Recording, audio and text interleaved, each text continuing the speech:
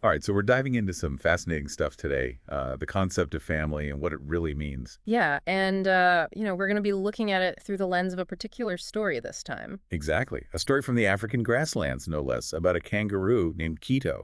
Yeah, kangaroos, think of them bouncing around with their big families. Right, huge mobs they're called, right? Exactly. But this story takes a really unique twist because Keto's journey isn't about finding a place. Yeah, he's not lost geographically or anything like that. No, he's searching for something much deeper, a sense of belonging, finding his chosen family. And that really got me thinking. I mean, we all have our own ideas about family, but what happens when your blood relatives don't quite give you that feeling of connection?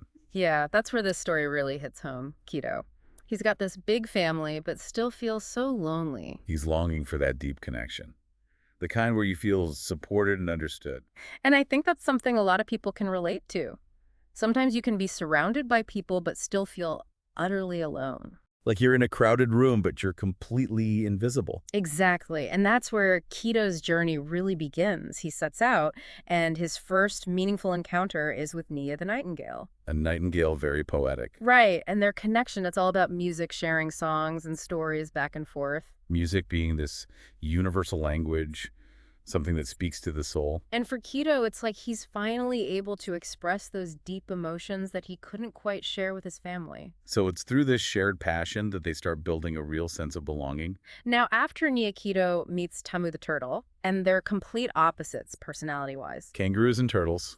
I can't picture them hanging out. Haha, right. But here's the thing. They find companionship in the journey itself. The shared experience of moving forward, exploring. Exactly. And Tamu's this steady presence, so different from Keto's kind of anxious energy. Providing that grounding influence, a different form of support. And then comes Io the antelope bursting onto the scene. Bringing that adventurous spirit. Oh, yeah. Io's all about living life to the fullest, taking risks, pushing boundaries. Which I think is a great reminder that chosen families can be so diverse. Absolutely. You've got Neo with the music, Tamu with the stability, and Io with the thrill of adventure. And it really makes you think about your own life. Who are the people who bring those different dimensions to your world?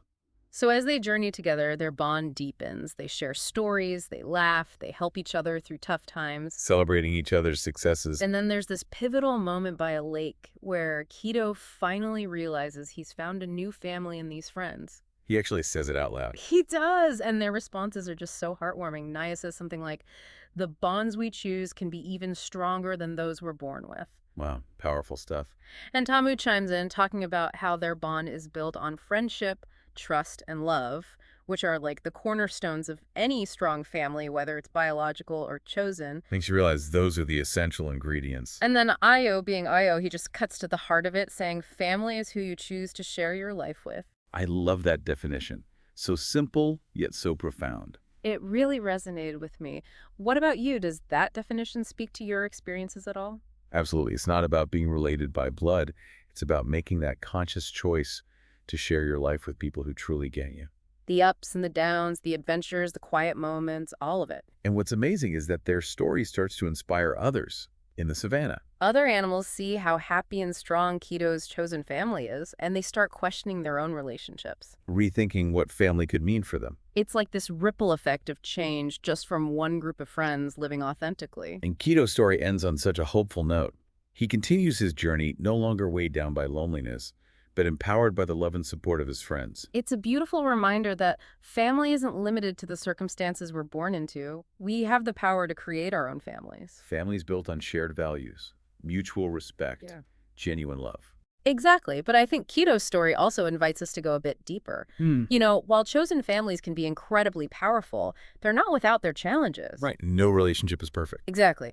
It's about recognizing that all relationships require effort, understanding a willingness to work through those inevitable bumps in the road. So as we think about the power of chosen family in our own lives, we have to acknowledge both the joys and the complexities. How have you nurtured your chosen family? And what lessons have you learned along the way? It's something to really ponder. Definitely gives us a lot to think about. Thanks for joining us on this deep dive. It's been a great conversation. Until next time. See you then.